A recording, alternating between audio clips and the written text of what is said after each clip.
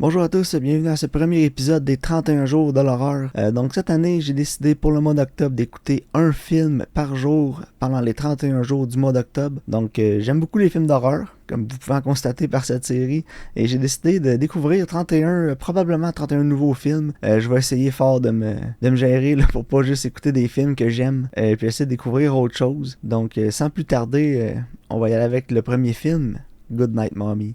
Goodnight Mommy est réalisé par Matt Sobel, mettant en vedette Naomi Watts. Ça a été fait en 2022 et est disponible sur Prime Video. Le film raconte l'histoire de deux jeunes jumeaux qui vont voir leur mère pendant un certain temps. Celle-ci elle a eu une chirurgie esthétique au visage, donc porte un masque. Elle commence à agir erratiquement, puis les deux jeunes enfants commencent à se demander si c'est leur mère ou non. Je vais être franc avec vous, là, d'entrée de jeu, le film est pas très bon. Là. C'est un remake d'un film autrichien. J'ai pas vu l'original, mais sûrement que je vais essayer de le trouver là, pour l'écouter puis faire une critique aussi de l'original, mais je suis à peu près certain que ça va être meilleur que ce que j'ai vu là. La seule chose qui avait de bonne, c'était la cinématographie, là, plus précisément l'étalonnage. J'ai trouvé que les couleurs étaient belles, et ça donnait bien aussi au ton que le film voulait avoir, mais la réalisation n'a pas suivi. Ça tombe à plat, il n'y a aucune tension dans le film, il n'y a aucun scare. Les deux jeunes acteurs sont vraiment pas très bons, dont un des deux, c'est deux vrais jumeaux, là, c'est pas le même acteur qui a joué le même rôle. Il y en a un des deux qui c'est Ryan Butcher dans la série The Boys, donc le fils à Homelander. Mais non, honnêtement, la réalisation est pas excellente. Malgré tout, Naomi Watts essaye fort, là, elle a fait beaucoup de films d'horreur dans sa carrière. Certaines scènes étaient efficaces, d'autres non. J'ai vraiment l'impression que c'est un problème de cohésion avec le réalisateur pour le film. Donc ça va être un 4 sur 10, je le recommanderais vraiment pas. Si vous voulez essayer de trouver l'original, je suis certain que vous allez avoir une meilleure expérience. Là, si la prémisse c'est quelque chose qui pourrait vous intéresser, essayez de trouver l'original. Je pense qu'il est disponible sur Prime, sinon peut-être avec un abonnement à Shudder, qui a beaucoup de films d'horreur. Le deuxième film que j'ai écouté, c'est The Prodigy sur Prime, réalisé par Nicholas McCarty et met en vedette Taylor Schilling et Colm Feore. Le film a été fait en 2019, puis encore là, c'était vraiment pas bon, mais je m'y attendais un peu après avoir vu la pochette, je vais être franc. Je le regardais, je me suis dit, je vais laisser une chance, peut-être que ça va me surprendre, mais finalement non. Là. Taylor Schilling, elle essaye fort, elle est quand même bonne dans le film, mais le reste du cast était vraiment pas tant bon. Son mari, qui ressemble un peu à Henry Cavill, mais pas tant que ça, était vraiment pas tant bon. La réalisation était pas là.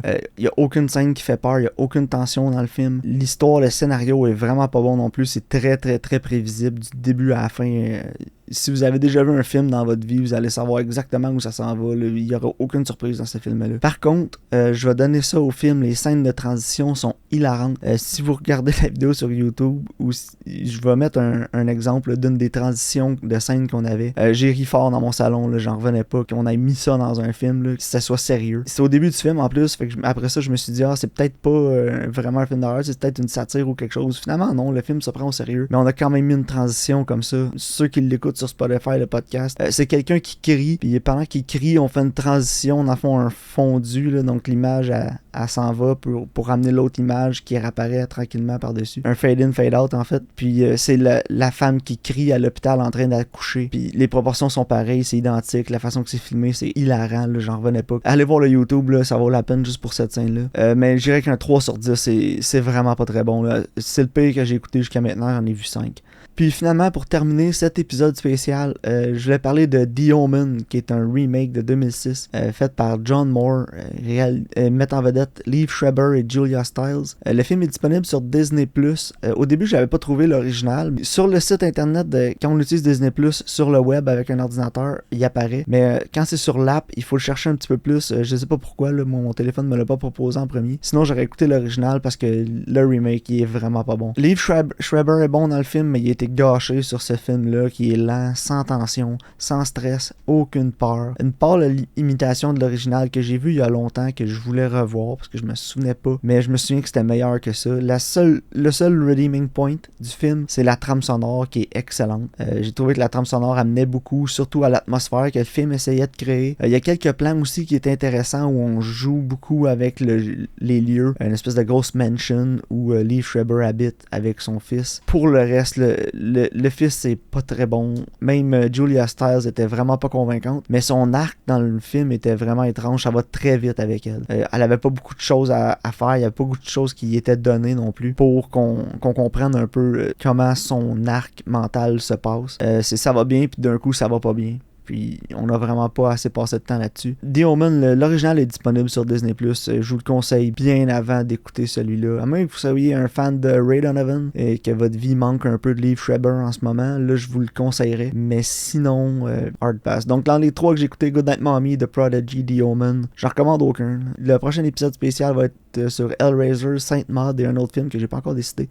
Mais Hellraiser, pour ceux qui connaissent le classique là, de 1987, est refait. Il sort bientôt, justement, cette semaine ou la semaine prochaine, le remake, que j'ai vraiment hâte de voir parce que ça a l'air vraiment intéressant. Surtout, il y a l'air d'avoir un certain flair visuel au remake de Hellraiser que j'ai vraiment hâte de découvrir.